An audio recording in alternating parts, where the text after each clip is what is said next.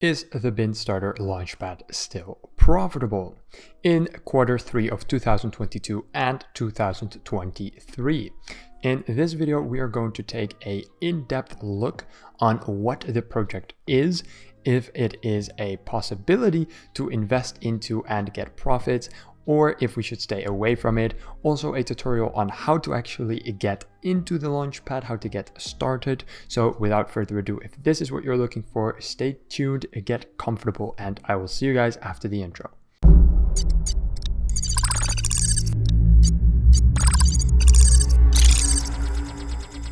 Alright, so we're going to get started with Binstarter right now. It is a very popular launchpad and there is a lot to go over. You've probably seen plenty of tutorials already, plenty of reviews, all of which are probably very much outdated. So this is your most up-to-date review video on this project. Before we get into it, however, please make sure to like and to subscribe. Turn on the notification bell. It's really appreciated.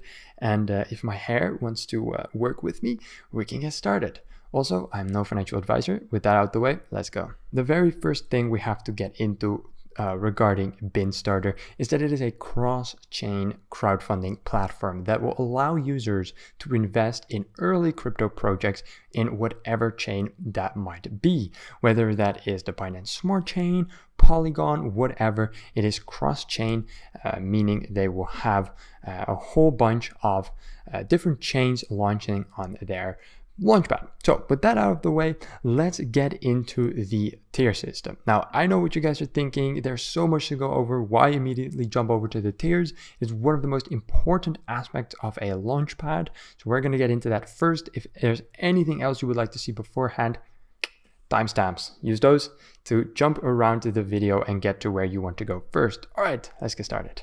So the tiers were quite difficult to find. I found it on the support.binstarter.io.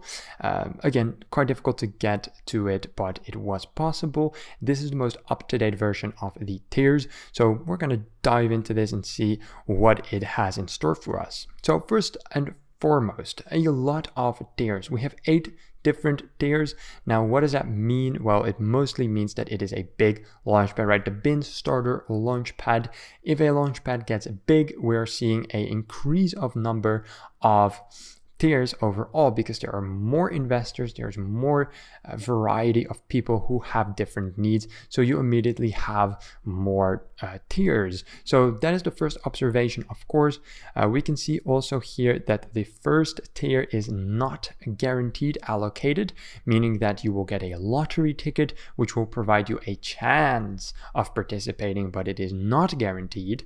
That is also the cheapest one, of course, for 500 BSR. All the way up to the most expensive tier, costing you, what is this? Look at that. 128,000 BSR. It's a bit small. I'll zoom it in for you guys so you can read all of the zeros. Anyways, let's get started with calculating the price. First, I want to give you guys my own personal thought on the tier system and what I think is the best tier to get into. Now, my personal opinion is that a lottery tier ticket is never worth it. Okay, if you are a smaller investor, if you are a beginner investor, I would recommend a launchpad such as Communitas or something like that has a very low barrier of entry where you can participate for a low amount of money but have your guaranteed allocation. How stupid is it to invest your money, to lock up your tokens, and then you get a lottery ticket and you don't win the lottery, and then you're stuck missing out on a what could be potentially amazing project. So lottery tiers, not my cup of tea. So the first tier that I would basically advise you to look at is tier number 2. It will cost you 2,000 BSR. And as we can see, the current price is 31 cents. So a rough calculation would be 31 cents times 2,000. So that would be $620 US for the very first guaranteed allocated tier. Now, is that cheap? Yes or no? Should you buy that for that price? Yes or no? Well, what is cheap, right? Relatively speaking, compared to DAOmaker or Seedify, it is cheap. But if you compare it to, well, again, let's say Avalanche or Communitas, it is very expensive. Now, what is the reason behind the price, right? Why do I pay 620 for a guaranteed allocation, and why do I not pay 620 on another launchpad? Well, it all comes down to how good is the quality of the projects, and how frequently are the projects being launched, how much utility is there to the token, and how much hype is there surrounding the project. Binstarter is a big launchpad, so you're paying big as well. Now, $620 for a guaranteed allocation is not bad, all right? It is seriously not bad. I've seen much worse, so take that from me. Now, we're not going to calculate all of the other tiers, but you will be able to follow my same formula. It's just, all of the tokens times the current token price, and then that's how easy it is to calculate your desired tier. Now, what we are going to calculate real quick is the total amount you will need to pay for the most expensive tier. Now, why is that? I'll tell you guys in just a second why it is important to know that. Let's see, 31 cents. So the most expensive tier, look at this, is nearly $40,000 US. Am I calculating that right? Yes, I am. So nearly $40,000 US in the bear market, which means that it is more expensive, much more expensive during the bull run. So that is a very, very big tier. It really shows that Binstarter has something for everyone. The smaller investors that require the tier and the barriers of entry to be around 400 to 600, and then we have also tiers for the bigger investors that want to invest thousands of dollars for the biggest allocations. As you can see, people that have such a big tier will have 128 pool. Compare that to, let's say, tier 2, who only has a ×2. So that is all of the tiers for you. There's a lot of stuff in between that is costing you probably a couple thousands. So we can see here the total locked token value is currently at 3 million. So that is quite a lot. That means that more than $3 million US are currently being locked. You can see that also here at the BSC scan. More than 5,500 people hold the token currently, and a lot of them are very big holders, holding hundreds of thousands of Binstarter tokens. So yeah, that's all for the tiers. Really, there's not much else to it. It is very important to really realize what tier you would like if you are going to participate. Of course, the bigger the price, the more gains you will also be able to make. Important to realize, however, is that currently we are in a bear market. So if you're looking for strategies regarding launch pads, one of the strategies is buying the tokens while the price is low. Look at this. This is the last bull run. The token went up to $3.4 US.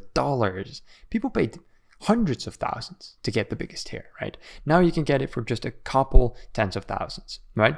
So buying the tokens now and holding on to those tokens for the next bull run can be an amazing strategy to earn a lot of money with the launches during the bull run while not having to spend that massive initial amount by getting your allocation cheap. Of course, it's not financial advice, but it is a frequently used tactic.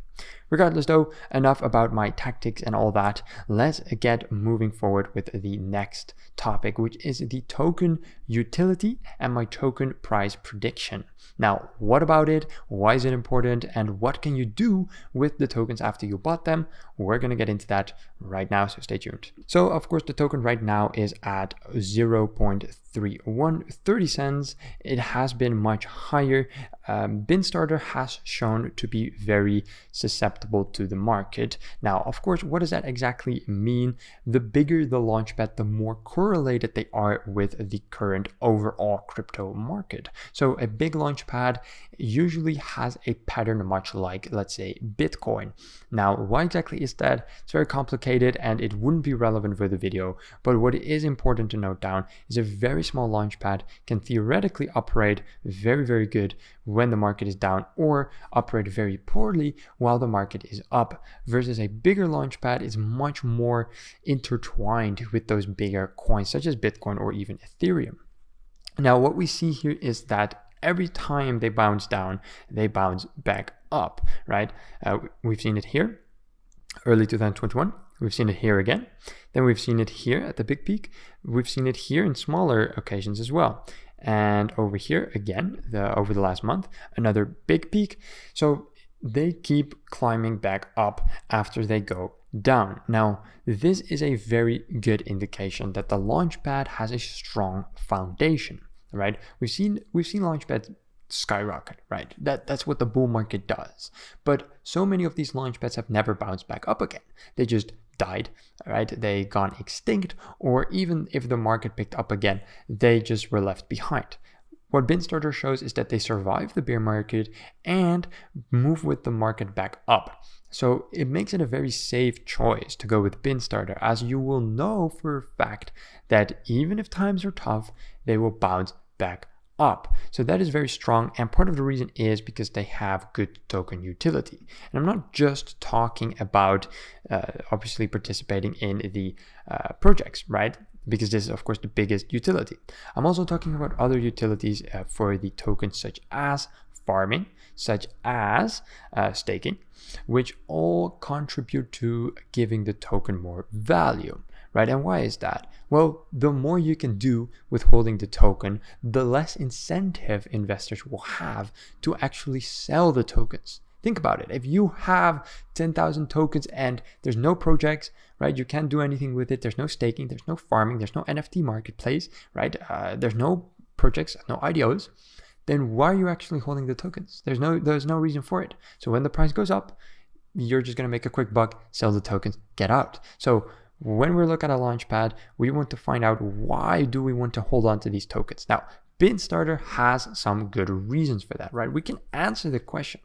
Not just good projects, but we also have the staking and the farming mechanism. Now, let's get into farming first, right? Because a lot of people watching this video might know what a Launchpad is, but they're not really familiar with farming or the other utilities that a Launchpad token might have. Now, in very simple terms, in a Launchpad or any ecosystem, there's a lot of fees, right? There's a lot of tokens that investors will pay, or just tokens that are spent, right? For instance, let's say a transfer fee. 1% of your tokens that you spend when you transfer will, for instance, go to Binstarter, right? And from those tokens, some of those will be able to be farmed by other users. They will be able to get those tokens for themselves. It's kind of like mining, but they're not generating tokens. They are farming the tokens that are already in circulation. Now, farming is a great way to earn passive income. And the same can be said for staking. Of course, staking, you buy the tokens, you stake them, you'll be able to participate in IDOs, but at the same time, you will earn APY, which is just a return on your investment in trade for locking up your tokens. So apart from that, obviously, we have the IDO projects, which are just the main utility of the token. So Binstarter is not just reliant on purely their launches. They also have other utility, and that is, of course, part of the reason why the price is high. Another reason is sheer belief. People believe in the token. We see bullish sentiment everywhere. People are bullish on the token, and that has an effect on the price, right? Even if the utility might be low right now, they don't have any projects. There's no projects live, right? So the utility of Binstarter token right now is low, but because the investors are bullish, they keep the price high. So that is why the price is doing well right now. Of course, also partially because at the moment, the market is having a surge. And as I said before, big launchpads, market, very much intertwined. So you can see that in the price. Okay, enough about the token. This is what it looks like. There are 15,000 people that have it on their watch list. And if you would like to buy it, we should be able to find the exchanges over here. Markets, you can get your tokens on PancakeSwap, and through PancakeSwap you'll be able to buy the tokens that you want, and of course then put it on your wallet, and then you will be able to stake, farm, do whatever you want. So that is all for the token. We discussed the tiers, we discussed what Binstarter is. Now let's dive into the projects. So just real quick, how do I arrive there? You have to actually go to the app. So move over to the website and then click on app. This will bring you over here, and then you can do farming, your allocations. You can go to your profile, make sure you connect your wallet. Here we can see that there are no current projects open, which is bad. But again, we're in a bear market, so it is understandable that they may not have projects right now. it's not good, right? You want to always see projects preferably. What is good though is that they have a lot of upcoming projects. We see here 3, 6, 9, 10. So there's 10 upcoming projects. That's a lot. And then of course we have a lot of closed projects as well. Now we're going to look at everything. Most interesting, however, are the upcoming projects, as that is something you guys are still able to participate in. For instance, OMI is still to be announced. So that could easily be very close to the point when you're watching this video. Others are only in 1 hour. So those are not as relevant for the people watching this video. Of course, after that, we're going to look at the old projects to see, did people make profit and what kind of projects are being launched on the Binstarter Launchpad? And is that something you would be interested in the first place? So starting with the upcoming projects. One of the upcoming projects is Cripcade. Now, Cripcade is an interesting IGO. So that means it is a game, an initial gaming offering. You'll be able to buy the game, or at least sorry, not buy, it's a plea. It's free, plea.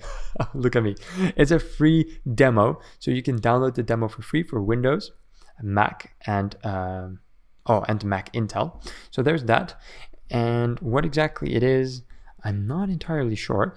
Begin your journey in the metaverse in Sector 1. Explore the city blocks, interact with NPCs, drive cars, and enter unique buildings. Multiplayer, okay.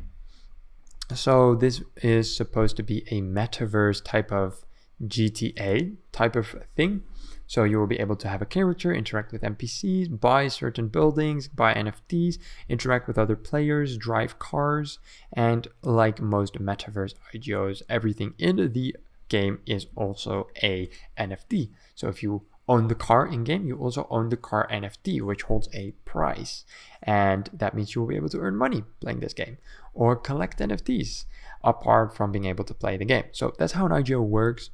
As for the project itself, the website looks good. It owns a roadmap. It owns clear information on what the game is. And to be honest, it looks pretty good as well. They have some partners, a bunch of them actually, no one really big. So it's definitely not a tier 1 project, but still a lot of partners nevertheless. They also have all of their social media linked.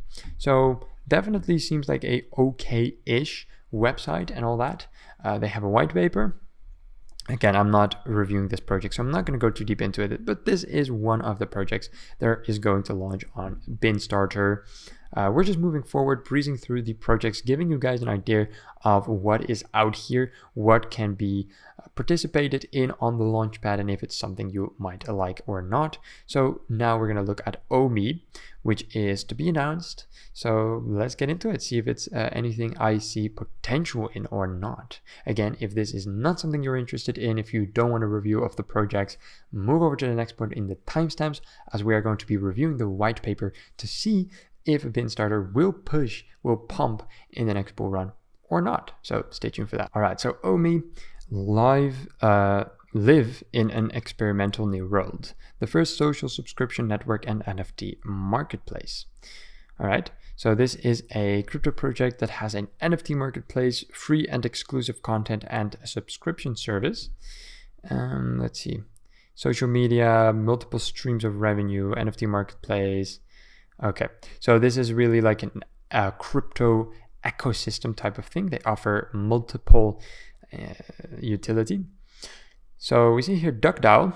So I suppose they are incubated by this Launchpad. I actually did a review on DuckDAO, so if you want to see more on that Launchpad, you can check it out. For the rest, I don't recognize any of these logos over here. We do see a theme. They don't use the pictures, but they use characters. At least they have a theme, doxed kind of. And a timeline over here with their roadmap. Very pretty website actually, so quite bullish on that. They have their social media linked, actually quite a big social media. So that looks like a very interesting project actually.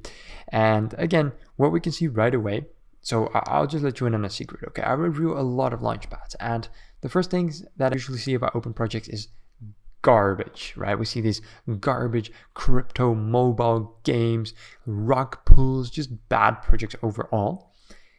These projects look good. I'm not saying they're going to perform fantastic, right? We don't know yet. You'll have to do actual due diligence and research to know, right? And I'm not going to do that because I'm not reviewing the projects.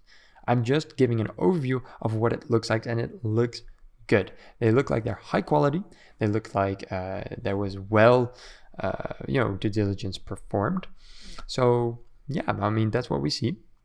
That's what it looks like, and pretty decent overall. Now, there's other projects, of course. We see here the movers. Not gonna go too deep into that in particular, but yeah, I mean, interesting nevertheless. Let's see here, easy to access. Movers is a multi-chain app. Okay. Now, again, we do see another IGO. So we have a download button here, actually. Wow, that's interesting. White paper, roadmap, everything is on here. Like a complete total overview, which is very good. Strength training. Let's see what else. NFT sneakers. This is another move to earn game. Now, move to earn was quite big, right? That was quite a big genre. Pretty much took off with Fitten and Steppen. So quite bullish on that. Actually, I think it's still a lot of untouched potential in the move to earn industry. But yeah, that's overall it for the projects coming up. Let's now move back over to the closed projects. As you can see, some of them are refunded.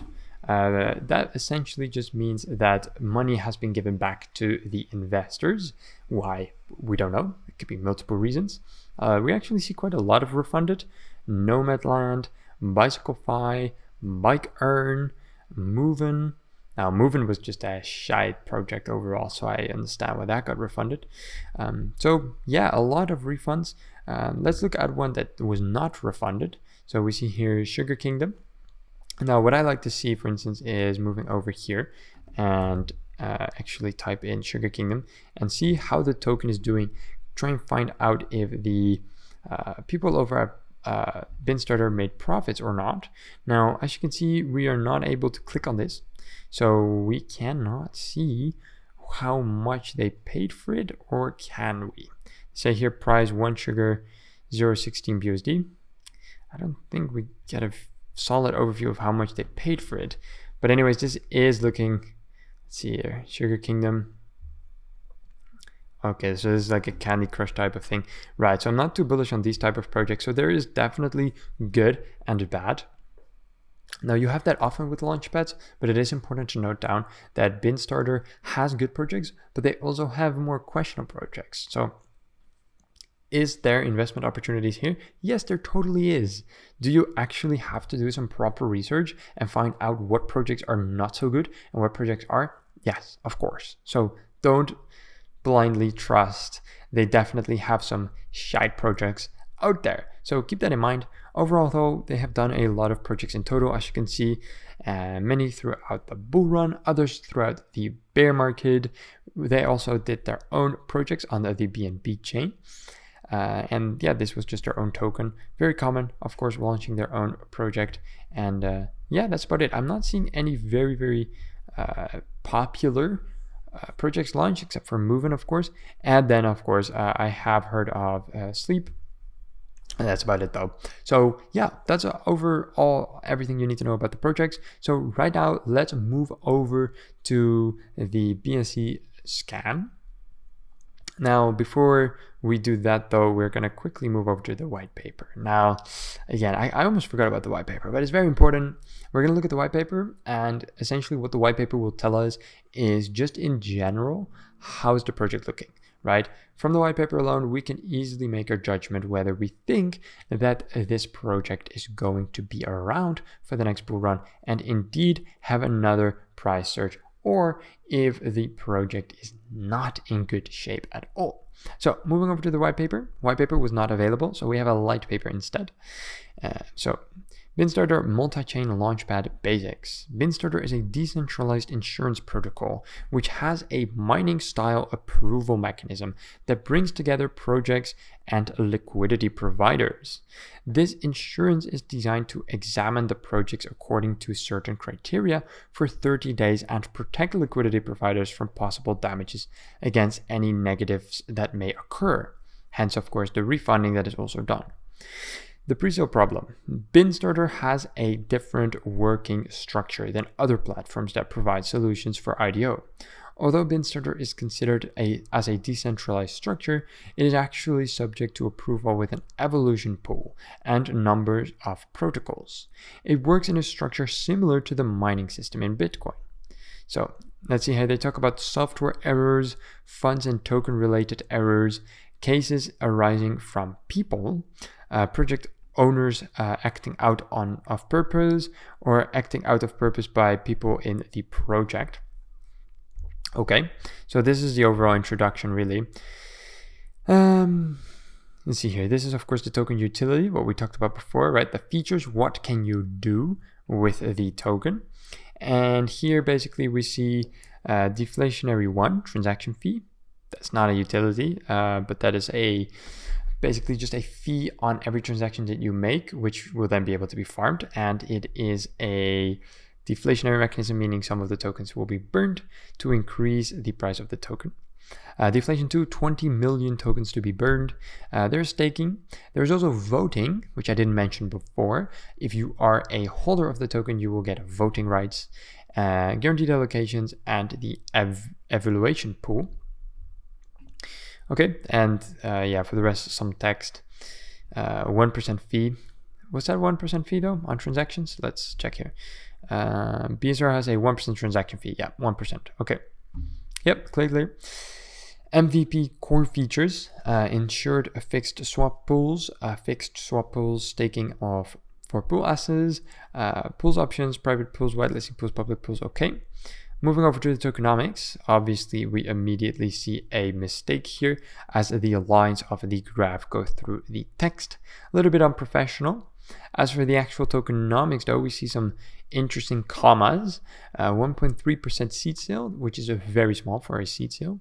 3.5% for public, 10% for the team, 25% for the pool rewards, 15.2% will be burned, and there will be a 2% for a private sale, also very small by the way, 10% for the foundational reserve, 10% for marketing, partnership, and advisors, and then 23% for insurance and burn token.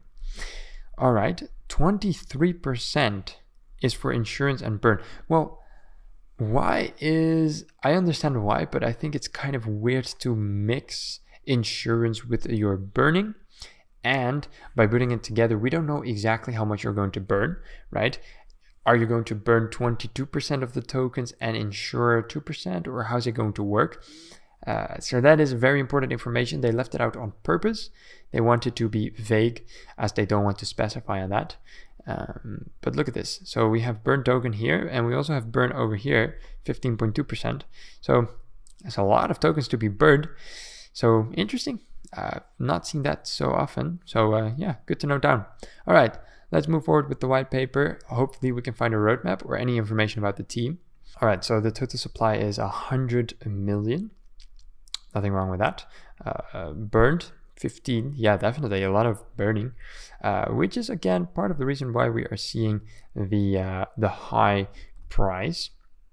Binstarter. So burning is done for one reason and one reason only, and that is to increase the price of the token artificially, right? You don't increase it by increasing utility or anything like that. They increase the price of the token by removing the amount of tokens in circulation. That is the deflationary mechanism. That is why they do it. We see here the private sale. Yeah, all of this is old, so not very relevant anymore. TGE has already happened. We can see here the vesting, but also that has already it's already done, so it's not very relevant for the people watching this video. And because this video is mostly targeted at a up-to-date right now type of review of Binstarter, we're not going to go into the TGE of the Launchpad. Now here we see the governance. This is important. How does the evaluation pool work? The wallet number of BSR the wallet numbers of BSR holders are subjected to a scoring system regarding the success or failure of the project they participated in the vote. The scoring works as followed. For a successful project, BSR owners who voted yes +1.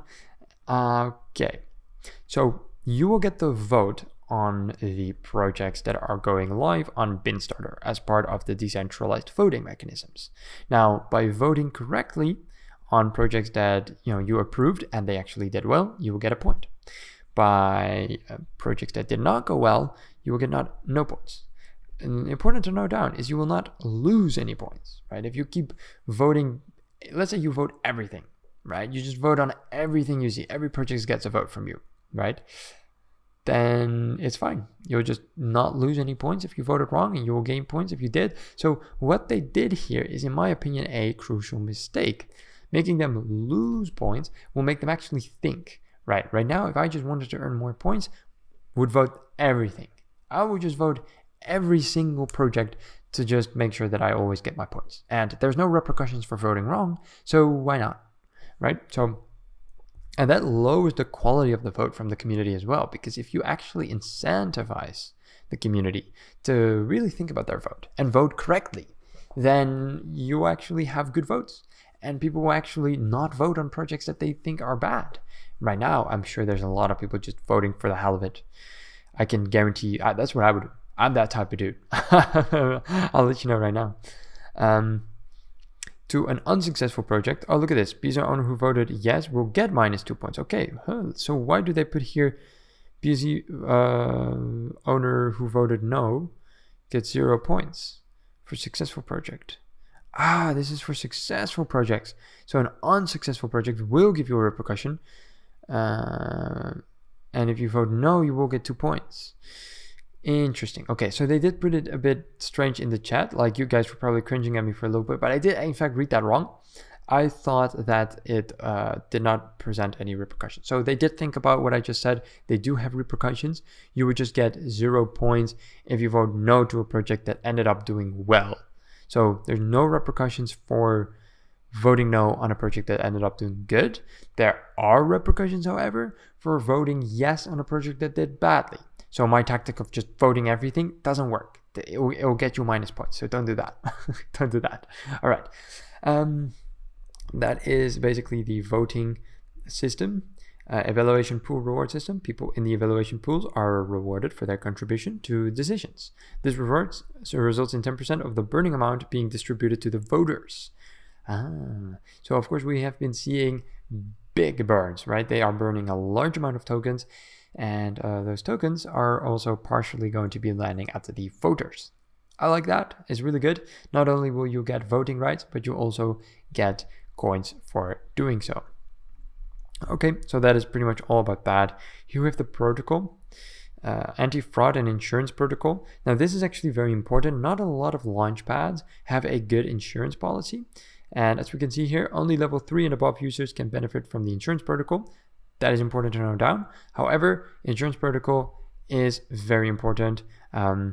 If the algorithm has not detected a problem within 30 days and a request is not created with the vote, then everything will go back to normal. Right, okay. So just a very basic insurance program, only available for tier 3 or higher. But it's good that they have it. Then here the roadmap starting from Q2 of 2021. What has the team been up to? What is their progression been like? So we see here token promotion, sale of the BSR pools, and the fixed swap staking. Q3 saw the insurance protocol tests and 2 project launches and a sale. Q4, lottery multi-chain fixed swap, cover pools, management schemes, the beginning of the management model, initiating community-sponsored voting. That's a mouthful. Binstarter key features. We have 2 different fixed swap pools. Users can view these pools from the pages section of our homepage. This just completely stopped being a roadmap. Look at this. They just went over to Binstarter key features. Okay. So fine, sure. We have the security fixed swap pools, community approval, stake, management, transaction fees, staking rewards, collateral awards, 10% for evaluation pool, 5% for developer rewards, 5% for reserve, 30% for pool rewards, and 50% for burning. Then there's the evaluation pool, developer pool, pool rewards, and burning rewards. Okay. Cool. Now onto the platform for startup, for liquidity providers. Not important. Okay, so that is all for the white paper. very coherent, very basic, but yet very understandable. So a good white paper overall. I definitely had all of my questions answered. Roadmap was a little bit short, and we don't have a team. So it looks like the team is not doxed. I couldn't find a LinkedIn either. Or did I actually? No, I don't think I found a LinkedIn. So there's no docs team, which is surprising for a launchpad as big as Binstarter. But okay, you know, not having a docs team is bad, but it's only one red flag, right? So as we say here on the Digits Club, 3 red flags, you're out. So if there's one red flag for not having a doxed team, then there's still 2 red flags left, and I didn't really find any others thus far. So far so good. Let's keep digging, see if we can find any other reasons why you should or should not invest in Binstarter, starting with the BSC scan, social media, their partners, and taking a quick look at the rest of their site to explore any additional maybe flaws or just information that we need about Binstarter before we get into it. So starting with the BSC scan, we can see that there are nearly 6,000 holders of the token. Now, if you're wondering, is that a lot? Yes, it's a lot compared to other launchpads, definitely indicating, again, that it is one of the bigger ones. They also have a lot of transfers, 623,000 transfers. As we can see over here, the holders, the number one holder is 76%, but this is a contract. All of these are contracts. This one, I'm not sure. I assume it's also a contract of some sort, maybe a developer wallet. Could be a real wallet though. It holds $580,000. All of these are contracts too. PancakeSwap, contract. So from here, the real investors start. So that starts from around 13,000. So this investor has 13K, and we definitely have some whales over here. All of these hold several $1,000s. All the way to the top 50 are all thousands of dollars. We can see here top 100 also above 1,000, and all the way up until the 126 spot, which is 999, basically 1,000. So there are more than 125 holders that hold more than $1,000 worth of this token, obviously indicating that there are more than 150 people that think that this is a good investment. Otherwise, they wouldn't hold the token. Of course, it's a bear market, so if they wanted to sell, they could have already done it. So a good chunk of holders for sure. Lots of transfers also. So you can see here, there's a transfer happening every 10 minutes. Small though, overall, but we do have some bigger transfers as well. But overall, the transfers are very, very small. So that is all for the BSC scan. Let's get into actually one of the most important parts of the review, which is the community. So let's get into that. So the Twitter has 281,000 followers. Again, big, very big. They post regularly. This is the 4th of August, but it's their pinned comment. So they retweet 14th of August. Their actual tweets though, yeah, they tweet every day. This is one of their updates. IDO allocation plus details announced. Now, okay, it's good to see that they have a big Twitter and that they post frequently, but what I'm mostly interested in is what is the community saying, right? What is the overall sentiment regarding this project? Now, what we already saw was a very bullish sentiment over on CoinMarketCap. What's the sentiment on Twitter? Let's see if we can find any comments or anything like that. Nothing really coherent in here. We have another tweet though with 60 likes. That's quite a good amount of engagement. Please update circulating supply. Best hashtag launchpad ever. And some clap emojis. Okay, here they have an announcement of an AMA. Cryptcade. So this is one of their upcoming IDOs. They do an AMA. That's good to see. That's community interaction. These are not bots. They have followers. They're following people. Go guys. Nice. Very nice. Also not a bot. So definitely good Twitter interaction. They're also very active. They do a lot of things for the community, such as AMAs, such as using Twitter. Just overall good community interaction. And like how I like to say it, they're putting the crowd into the crowdfunding, which is very important. So that is just about it for their Twitter also.